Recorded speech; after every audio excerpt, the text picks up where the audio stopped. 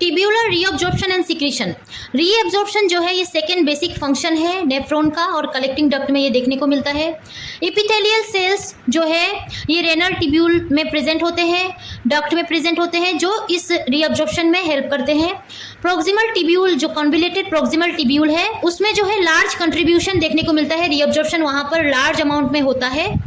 Filter fluid में जो है न्यूट्रिएंट्स प्रेजेंट होते हैं जैसे कि ग्लूकोज हो गया, एमिनो एसिड, आयंस जैसे कि sodium, potassium, calcium, chloride, bicarbonate और जो है अदर इसेंशियल सब्सटेंसेस प्रेजेंट है, उसको रिटर्न ब्लड में भेजा जाता है जिसको हम टिब्यूलर रीअब्जॉर्प्शन कहते हैं। वो मैंने आपको डायग्राम में अभी समझाया है किस तरीके से क्या होता है।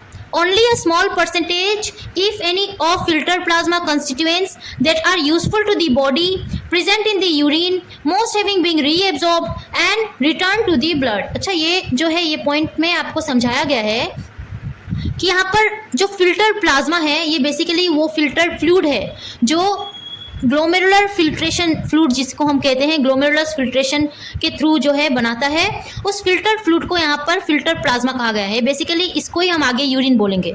अब ये फिल्टर प्लाज्मा में ऐसे कई सारे न्यूट्रिएंट्स और भी होते हैं जो ग्लोमेरुलस के द्वारा रीअब्जॉर्ब नहीं करवाया गया है, वो आगे जब ट्रेवल करता है प्रोक्सिमल के पास, ल्यूपोफेनले के पास, डिस्टल टिब्यूल के पास, तब उनको रीअब्जॉर्ब करवा के अगेन ब्लड में भेज दिया जाता है। सो वही कहा गया है कि फिल्टर प्लाज्मा में अगर ऐसे न्यूट्रिएंट्स अभी भी प्रेजेंट है तो ऑलमोस्ट उन सभी को जो है रीअब्जॉर्ब करवा के ब्लड में भेज दिया जाता है और बचे वेस्ट प्रोडक्ट जिसको हम यूरिन कहते हैं उसको बाहर निकाल दिया जाता है। About 125 ml of fluid filtered पर मिनट में 125 ml ऑफ फ्लूइड को फिल्टर किया जाता है, जिनमें से अप्रोक्सीमेटली 124 ml पर मिनट में रीअब्जॉर्प्शन देखने को मिलता है। Tubules typically reabsorb about 99% of filtered water. यहाँ पर टिब्यूल्स के केस में जो है 99% फिल्टर्ड वाटर को रीअब्जॉर्ब करवाया जाता है, 100% ऑफ फिल्टर्ड शुगर को रीअब्जॉर्ब करवाया जाता है, जो है अबाउट 99.5% फिल्टर्ड आयरन को यहाँ पर रीअब्जॉर्ब करवाया जाता है। अब यहाँ पर एक टर्म आया है ट्रांसपोर्ट मैक्सिमम, TM जिसे हम कहते हैं। बेसिकली ये क्या होता है, ये मैक्सिमम रेट होता है कि रीअब्जॉर्प्शन का एक मैक्सिमम रेट है कि रेनल टिब्यूल जो है इतने रेट में इतने ही सब्सटेंस को रीअब्जॉर्ब कर सकता है। बाद में अगर हम उस सब्सटेंस के कंसंट्रेशन को बढ़ा दे तभी भी रीअब्जॉर्प्शन में फ़र्क नहीं आएगा। अगर TM के ऊपर फिल्टर्ड सब्सटेंस को जो है रीअब्जॉर्ब करवाया जाए तो बाद में जो है वो रीअब्जॉर्ब नहीं हो पाता है और यूरिन के थ्रू निकाल दिया जाता है। फिर से मैं पढ़ के आपको सुनाती हूँ कि यहाँ पर ये ट्रांसपोर्ट मैकेनिज्म जिसको हम TM कहते हैं, इसको बेसिकली जो है मैक्सिमम रेट कहा गया है, जिसमें क्या होता है एट विच सब्सटेंस जैसे कि ग्लूकोज, आयरन, एमिनो एसिड सब जो है रीअब्जॉर्ब करवाया जाएगा रेनल टिब्यूल के हेल्प से। ये सभी का अपना अपना TM वैल्यू होता है। TM होता है कि इतने पॉइंट में ही इन सभी को रीअब्जॉर्ब कर सकते हैं, इसके ऊपर नहीं कर पाएंगे। It is the point eight which all available protein जो प्रोटीन से ब्लड में ऑल अवेलेबल प्रोटीन जो है फ्लूइड में, जो फिल्टर फ्लूइड है उसमें ये जो है सेचुरेट हो जाते हैं। सेचुरेट मतलब अब जो है यहाँ पर रीअब्जॉर्प्शन प्रोसेस जो है बंद हो जाता है, ये टोटली अब जो है रीअब्जॉर्प्शन अब इनका नहीं होगा, ये सेचुरेट हो गए हैं। फर्दर इंक्रीज करें अगर सब्सटेंस के कंसंट्रेशन को तो जो है रेट ऑफ रीअब्जॉर्प्शन जो है ये नहीं बढ़ता है। Any quantity of a substance filtered beyond its TM is not reabsorbed and escape instead into the urine। जैसे कि मैंने कहा TM के ऊपर रीअब्जॉर्प्शन नहीं होगा, इनको यूरिन के थ्रू भेज दिया जाता है। सोडियम का जो है TM वैल्यू नहीं होता, ये आप याद रखिएगा, इंपॉर्टेंट पॉइंट है। सोडियम ऐसा जो है यहाँ पर आयन कहा गया है जो जिसका TM वैल्यू नहीं होता, TM नहीं होता। सो आप देखो ये ग्लोमेरुलस रीजन है, यहाँ पर ये प्रोक्सिमल टिब्यूल है, यहाँ पर इस तरीके से ये एपिथेलियल सेल से बना है।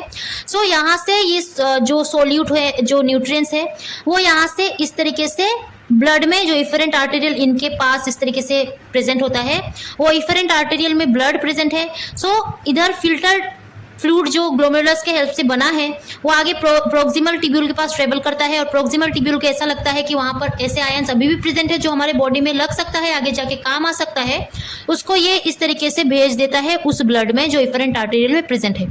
सो रीअब्जॉर्प्शन इस तरीके से देखने को मिलता है। Solutes are reabsorb by both active and passive process.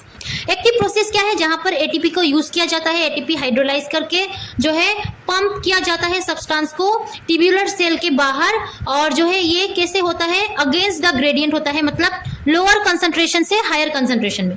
जो कि लोअर कंसंट्रेशन से हायर कंसंट्रेशन में जो है इस तरीके से मूवमेंट देखने को मिलता है, इसीलिए इसको कहा गया है कि एटीपी को यूज़ करता है, क्योंकि लोअर से हायर में भेज रहा है तो यहाँ पर एटीपी का यूज़ करवाया जाएगा। वही पेसिव के केस में ये उल्टा होता है, पेसिव में कोई एटीपी यूज़ नहीं करवाया जाता, क्योंकि यहाँ पर हाई कंसंट्रेशन से लो कंसंट्रेशन में आयंस का मूवमेंट देखने को मिलता है। रीअब्जॉर्प्शन अगेन दो टाइप का होता है। कैसे क्या होता है? पैरासेल्युलर होता है और ट्रांससेल्युलर होता है। पैरासेल्युलर का मतलब है यहाँ पर जो है वाटर और सॉल्यूट का जो है इस तरीके से रीअब्जॉर्प्शन होगा, बट कैसे होगा? जो वाटर और सॉल्यूट्स होंगे वो टिब्यूल में किस तरीके से मूव करेंगे, यहाँ पर दो टिब्यूल सेल के बीच से मूवमेंट होता है। आप देख सकते हो यहाँ पर ये टिब्यूल का ल्यूमेन पोर्शन है।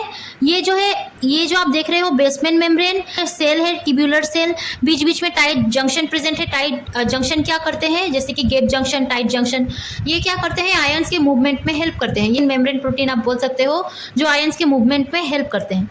सो सोल्यूट्स जो है इस तरीके से एक होता है, मैंने अभी आपको कहा पैरासेल्युलर, दो सेल के बीच से जो सोल्यूट पास होके जाएगा उसको हम पैरासेल्युलर रीअब्जॉर्प्शन कहेंगे। और ट्रांससेल्युलर रीअब्जॉर्प्शन का मतलब है कि जो सोल्यूट है वो सेल के बीच से ट्रेवल करेगा, थ्रू सेल ट्रेवल करता है। यहाँ पर आप देख सकते हो passing through a tubule cell. So cell के पास बीच से इस तरीके से जो है ट्रेवल करता है उसको हम ट्रांससेल्युलर कहते हैं, और जो दो सेल के बीच से ट्रेवल करता है उसको हम पैरासेल्युलर रीअब्जॉर्प्शन कहते हैं। अब जो है टिब्यूलर सिक्रीशन क्या होता है? टिब्यूलर सिक्रीशन का मतलब है कि जो रेनल टिब्यूल में फ्लूइड ट्रेवल कर रहा है और कलेक्टिंग डक्ट में जो फ्लूइड जो है ट्रेवल करता है, उसमें क्या होता है कि उसमें कुछ ऐसे सब्सटेंस प्रेजेंट होते हैं जो हमारे बॉडी के लिए इंपॉर्टेंट है, हमारे बॉडी में चाहिए होता है, उसको तो रीअब्जॉर्ब करवा लिया जाता है। बट टिब्यूल में भी ऐसे कुछ सब्सटेंस प्रेजेंट होते हैं जो हमारे बॉडी के लिए जो है रिक्वायर नहीं है, हमारे बॉडी को नहीं चाहिए। सो उस सब्सटेंस को टिब्यूल सिक्रीट करता है उस फिल्टर फ्लूइड में, जो आगे यूरिन के फॉर्म में बाहर निकलेगा। सो बेसिकली क्या है कि as fluid flows along the renal tubule and through the collecting duct, the tubule and duct cell also secrete substances into tubular fluid. This is termed tubular secretion. वो जो है substance क्या क्या होते हैं, जैसे कि हाइड्रोजन आयन होता है, पोटेशियम आयन होता है, क्रिएटिनिन होता है, यूरिया, सर्टेन ड्रग जैसे कि पेनिसिलिन, ये सारे हमारे बॉडी के लिए जो है आप बोल सकते हो हानिकारक है या कोई यूज़ नहीं है। इस सारे सब्सटेंस का हमारे बॉडी में ये कोई हेल्प नहीं करेंगे, आगे जाके इसको निकाल देना ही सही है। सो इस वजह से टिब्यूल जो है इनको सिक्रीट करके उस फिल्टर में डाल देता है, फिल्टर फ्लूइड में, जो आगे जाके यूरिन के फॉर्म में बाहर निकलेगा, लाइक बेस्ट प्रोडक्ट जो है उसमें डाल देता है। सो सिक्रीशन ऑफ हाइड्रोजन आयन कहा गया है, ये हमारे ब्लड के पीएच में जो है कंट्रोल करता है हमारे ब्लड के पीएच को। बट यहाँ पर ऐसे क्रिएटिनिन, यूरिया, जो पोटेशियम आयन और हाइड्रोजन आयन, पेनिसिलिन, ये सभी जो है हमारे बॉडी में रिक्वायर नहीं होती, हमारे बॉडी को नहीं चाहिए होता है, दैट्स वाई इसको रिमूव कर दिया जाता है। सो ये अभी मैंने आपको पढ़ाया है टिब्यूलर रीअब्जॉर्प्शन एंड सिक्रीशन। अब समरी देखते हैं जो भी हम लोगों ने पढ़ा है। प्रोक्सिमल टिब्यूल जो है रीअब्जॉर्प्शन करवाएगा आयंस जैसे कि sodium, calcium, bicarbonate, potassium, glucose, amino acid, ये सभी को जो है ये रीअब्जॉर्ब करता है। और सिक्रीट क्या करेगा? ये हाइड्रोजन आयन को सिक्रीट करेगा, यूरिया को सिक्रीट करेगा, क्रिएटिनिन को सिक्रीट करेगा। Thin descending loop of Henle reabsorb करता है वाटर, यूरिया और सोडियम को। Thick ascending loop of Henle reabsorb करता है sodium, chloride, potassium, calcium, bicarbonate और मैग्नीशियम, और ये सिक्रीट करता है हाइड्रोजन आयन को। Early distal convoluted tubule reabsorb करता है प्रिंसिपल सेल्स के थ्रू सोडियम को, और इंटरकलेटेड सेल्स के थ्रू जो है ये करता है पोटेशियम और बाइकार्बोनेट को। वही सिक्रीशन करेगा प्रिंसिपल सेल के थ्रू पोटेशियम को और इंटरकलेटेड सेल के थ्रू हाइड्रोजन आयन को। Late distal convoluted tubule reabsorption principal cell के हेल्प से दिखाई देता है सोडियम का और सिक्रीट करता है पोटेशियम का। इंटरकलेटेड सेल रीअब्जॉर्ब करता है पोटेशियम और बाइकार्बोनेट का, सिक्रीट करता है हाइड्रोजन आयन का। वही मेडुलरी डक्ट में रीअब्जॉर्प्शन जो है यूरिया और सोडियम का देखने को मिलता है और सिक्रीशन देखने को मिलता है हाइड्रोजन आयन का, और बाकी बचे वेस्ट प्रोडक्ट यूरिन के फॉर्म में हमारे बॉडी से बाहर निकलते हैं, और इस तरीके से यूरिन का फॉर्मेशन होता है। आई होप अब जो है मैंने कंप्लीट कर दिया है अबाउट यूरिन फॉर्मेशन। 3 स्टेप हम लोगों ने पढ़ लिया है। आई होप आपको समझ आया होगा किस तरीके से क्या होता है। अगर समझ आया हो और अच्छा लगा हो तो इस वीडियो को लाइक करना मत भूलिएगा। अभी तक मेरे चैनल को सब्सक्राइब नहीं किया है तो सब्सक्राइब कर दीजिएगा, शेयर कीजिएगा अपने फ्रेंड्स को ये वीडियो, और मेरे चैनल को जो है सब्सक्राइब करके रखिएगा आगे के वीडियोज़ के लिए। टिल देन पढ़ते रहिए। Take care and bye bye.